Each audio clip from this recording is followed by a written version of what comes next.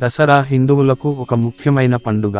ఆశ్వయుజ శుద్ధ పాడ్యమి నుండి ఆశ్వయుజ శుద్ధ నవమి వరకు 9 రోజులు దేవీ నవరాత్రులు, 10వ రోజు విజయదశమి కలిసి దసరా అంటారు. ఇది ముఖ్యముగా శక్తి ఆరాధనకు ప్రాధాన్యత ఇచ్చే పండుగ.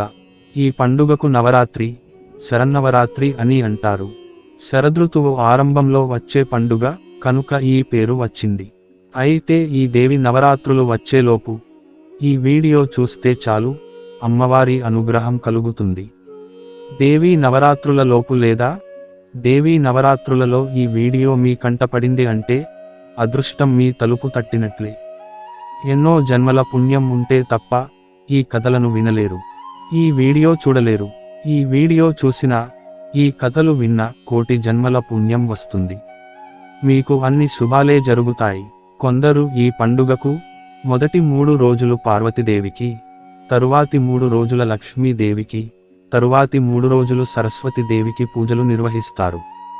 ఈ సమయంలో పూజలో విద్యార్థులు తమ పుస్తకాలను ఉంచుతారు.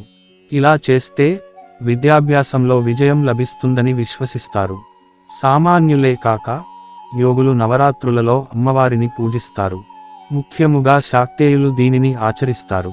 హైందవ మతంలో దేవుడికి ఎంత ప్రాధాన్యత ఉందో ప్రకృతికి అంతకు మించిన ప్రాధాన్యత ఉంది.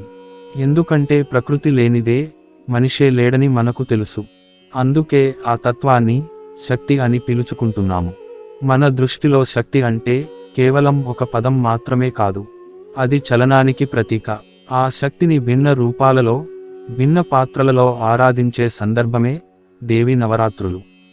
నవరాత్రి పదంలో నవశబ్దం 9 సంఖ్యను సూచిస్తుంది.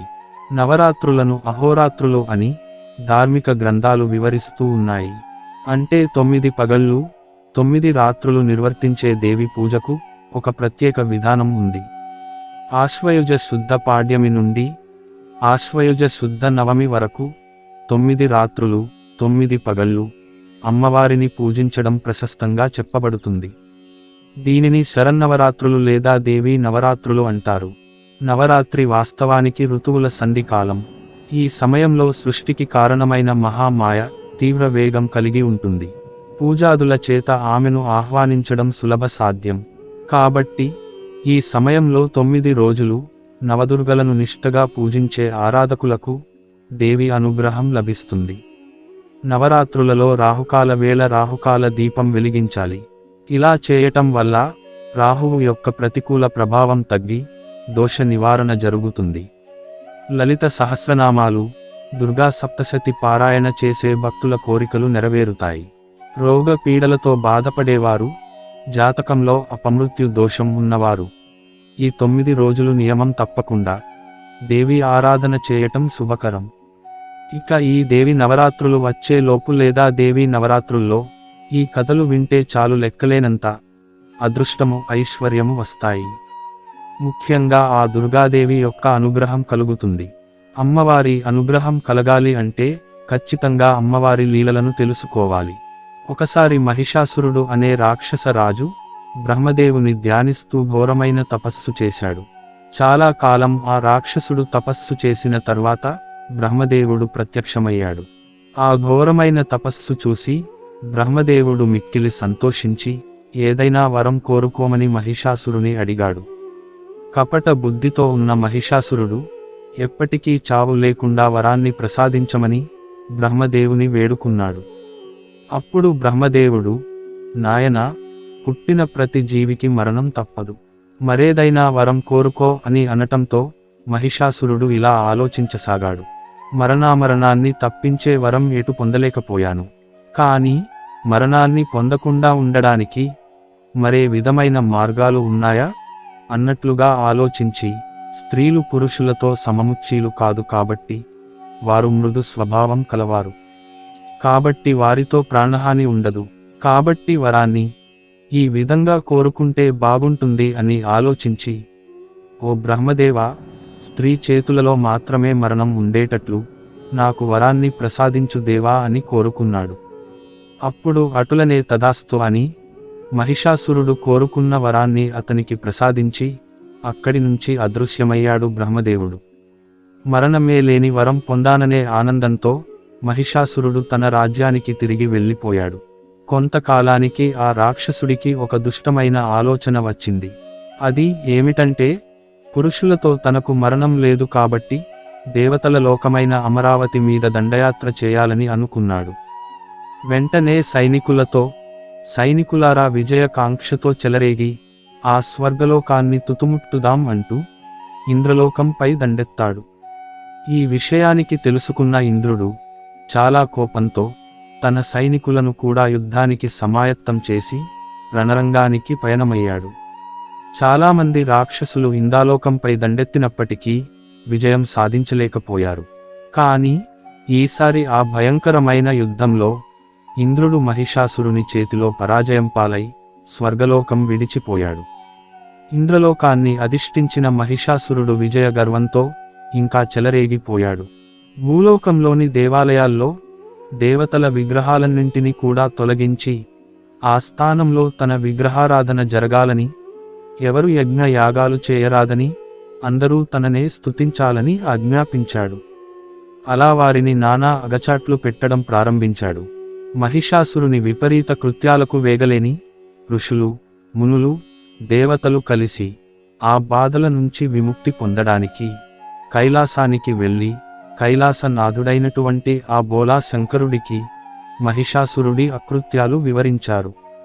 అప్పుడు ఆ బోలా శంకరుడు తన దివ్యదృష్టితో మహిషాసురుడి శక్తిని పరీక్షించి, మహిషాసురుడు బ్రహ్మదేవునితో వరం పొందడం వలన మరియు సహజంగానే అతను శక్తివంతుడు అవ్వటం వలన మహిషాసురుని తుదముట్టించడానికి త్రిమూర్తుల అందరి శక్తి అవసరమని గ్రహించాడు. బ్రహ్మదేవుణ్ణి, విష్ణుదేవుణ్ణి శంకరుడు కలుపుకొని త్రిమూర్తుల శక్తితో అఖండ శక్తివంతమైన స్త్రీని సృష్టించారు. అత్యంత శక్తివంతురాలుగా సృష్టించబడిన ఆమె కనకదుర్గదేవి. శంకరుడు ఆయన శక్తితో మరో త్రిశూలం సృష్టించి కనకదుర్గాదేవికి ఇచ్చాడు. కృష్ణ భగవానుడు తన విష్ణు చక్రాన్ని, ఇంద్రుడు తన వజ్రాయుధాన్ని, మిగతా దేవతలు వారి వారి ఆయుధాలను కనకదుర్గదేవికి ఇవ్వగా, సర్వశక్తివంతమైన కనకదుర్గదేవి ఉగ్రరూపురాలై గర్జించే సింహాన్ని తన వాహనముగా చేసుకుని రణరంగానికి పయనమైంది. భయంకరమైన పోరులో మహిషాసురుడు దున్నపోతు రూపం దాల్చి కనకదుర్గదేవిపై దండెత్తగా, ఆమె ఉగ్రరూపం దాల్చి మహిషాసురుడి శిరస్సు ఛేదించి సమస్త లోకాలకు ప్రశాంతతను ప్రసాదించింది. చెడుపై మంచి పొందిన విజయం కనుక దీనిని విజయదశమిగా మనం జరుపుకోవడం ఆనవాయితీగా వస్తోంది. 9 రోజులు ఘోరమైన యుద్ధం తర్వాత విజయం సిద్ధించినది కాబట్టి ఈ పండుగని మనం నవరాత్రులుగా కూడా పిలుచుకుంటూ ఉంటాము. అమ్మవారి శక్తిని తెలిపే మరొక కథ కూడా ఉంది. ప్రాచీన కాలమున హిరణ్యక్ష వంశంలో దుర్గాసురుడనే రాక్షసుడు పుట్టాడు. దేవతలకు ప్రియమైనవి, విలువైనవి వేదములు కనుక వాటిని దొంగలించితే వారి గౌరవము తగ్గిపోతుందనే దుష్ట ఆలోచనతో ఆ రాక్షసుడు వాటిని పొందుటకు 1000 ఏళ్లు కేవలం వాయు భక్షకుడిగా తపస్సు చేసి తన ఘోర తపముచే బ్రహ్మదేవుడిని ప్రసన్నం చేసుకుని వేదములు తనకు లభించాలని, దేవతలను ఓడించే బలం కావాలని కోరుకున్నాడు. అతని తపస్సుకు మెచ్చిన బ్రహ్మ అట్లే అగునని వరం ఇచ్చి అంతర్ధానమయ్యాడు. అప్పటి నుండి బ్రాహ్మణులు వేద మంత్రములు మరిచిపోయారు. స్నాన, జప, హోమ, యజ్ఞములు మొదలగు వైదిక కర్మలు అన్నిటినీ కూడా నశింపచేశాడు. సృష్టి అంతటా ఘోర అనర్థము జరిగిపోయినది. యజ్ఞములు, యాగములు లేవు. అనేక సంవత్సరాలు వర్షాలు లేక పంటలు ఎండిపోయాయి. ఘోర కరువు చుట్టుముట్టి నీరు ఒక్క చుక్క కూడా లేక మనుషులు, పశువులు ప్రాణలను విడిచి పెడుతూ ఉన్నాయి. శవాలు గుట్టలుగా పేరుకుపోతున్నాయి. రాక్షసులు అహంకారముతో దేవతల అమరావతిపై పడి చుట్టుముట్టారు. దేవతలు భయంతో హిమాలయాలకు, కొండలు గుట్టల్లోకి పారిపోయి తలదాచుకున్నారు. అక్కడే జగదంబను ధ్యానము చేయుచు కాలం గడుపుతూ ఉన్నారు. బ్రాహ్మణులు అన్నీ మరిచిపోయి వనములలో తిరుగుతూ విచారించుచు ఉన్నారు. చివరికి హిమాలయంలోనికి చేరుకొని వారు కూడా ఆ పరమేశ్వరుని ధ్యానము, పూజల ద్వారా స్తుతించసాగారు. అమ్మ, నీ మాయవలనే ఇట్లు జరుగుచున్నది. నీకు తెలియని సృష్టి లేదు. ఈ భయంకర విపత్తు నుండి మమ్ములను కాపాడు తల్లి. వేదాంత వేద్యవు, చిత్రారూపినివి, సకల ఆగమశాస్త్రములు, సతీ సతి అని నిన్ను స్తుతించుచున్నవి. అమ్మ భగవతి, శరణం శరణం అని వారందరూ కూడా విలపించుచున్నారు. కరుణమయురాలైన ఆ మహేశ్వరి అఖండ తేజముతో అనంత నేదివ్య రూపమున వారికి దర్శనమిచ్చెను. కన్నులు నీలి కమలములు వలె ప్రకాశించుచున్నాయి. ఆ దేవి చేతిలో బాణములు, కమల పుష్పములు, చిగురుటాకులు, కూరగాయలు ఉండెను. ఆకలిదప్పులు తొలగించే శాకములు, ఖాద్యపదార్థములు, రసభరితమైన ఫలములు ఆమె హస్తముల యందు శోభితమై ఉన్నది. గొప్ప ధనస్సు కూడా ఉన్నది. సహస్రకోటి సూర్యకిరణాల తేజోరూపంతో ఆ కరుణామయి అనంత నేత్రముల నుండి నీరు ఉప్పొంగసాగెను. 9 రాత్రులు దేవి కన్నుల నుండి వెలువడిన ఆ జలధారతో ప్రాణులన్నీ కూడా సంతృష్టిని చెందాయి. నదులు, సముద్రంలో నీటితో నిండి కలకలలాడెను. దాగి ఉన్న దేవతలు బయటికి వచ్చారు. వారు కూడా ఆ పరమేశ్వరిని మనస్పూర్వకముగా కన్నీట జనములతో శరణాగతిని వేడారు. అనేక విధముల స్తుతించారు. వారి శక్తిని తిరిగి ఇవ్వమని, వారిని కాపాడమని వేడుకున్నారు. ఆ పరమేశ్వరి కరుణామయి వారి దినమైన ఆలాపనలను విని కరిగిపోయెను. అనేక శాకములను, రుచికర ఫలములను, అన్నమును ఇచ్చి పశువులకు కొత్త తృణములను వసంగెను. అందుచే ఆమెను వారందరూ కూడా శాకాంబరి అని పిలిచిరి. వేలకులది కన్నులతో జలమును వసంగినిది కావున ఆమెని శతాక్షి అనే నామముతో పిలిచిరి. దుర్గాసురుడికి ఆ వార్త తెలిసింది. వెంటనే వాడు అంతులేని సైన్యముతో దేవతల పైకి యుద్ధములకి వచ్చెను. కాని ఆ దేవి నలువైపుల నుండి తేజోమయి చక్రముచే దేవతలను కాపాడుతూ దుర్గాసురుడితో యుద్ధం కొనసాగించెను. ఆమె నుండి అనేక శక్తులు ఉద్భవించెను. మహాకాళి, మహాలక్ష్మి, మహాసరస్వతి, బాలా త్రిపురసుందరి, లలితా త్రిపురసుందరి, రాజరాజేశ్వరి, చిచ్చక్తి రూపమైన కుండలిని మహాశక్తియే శ్రీ కనకదుర్గాదేవి.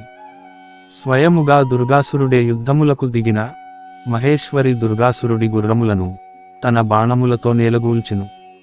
జగదాంబ ప్రయోగించిన 5 బాణములతో దుర్గాసురుడి ధ్వజము రథము కూలెను. వాడి వక్షస్థలమును బాణములు చీల్చివేయగా ఆ భయంకర దానవుడు చనిపోయాడు. వాడి తేజము అమ్మలో కలిసిపోయింది. బ్రహ్మ విష్ణు మహేశ్వర సకల దేవతలు అమ్మను 1000 నోళ్ల శతాక్షి అని, శాకాంబరి అని కొనియాడారు. ఆ తర్వాత మహేశ్వరి రాక్షసుల నుండి వేదములను లాక్కుని దేవతలకు ఇచ్చెను. బ్రాహ్మణులు నిత్యము వేదములను పఠించుచు తనను పూజించవలెనని, వేదాలు తన శరీరం అని వాటిని రక్షించవలెనని మధురముగా పలికింది.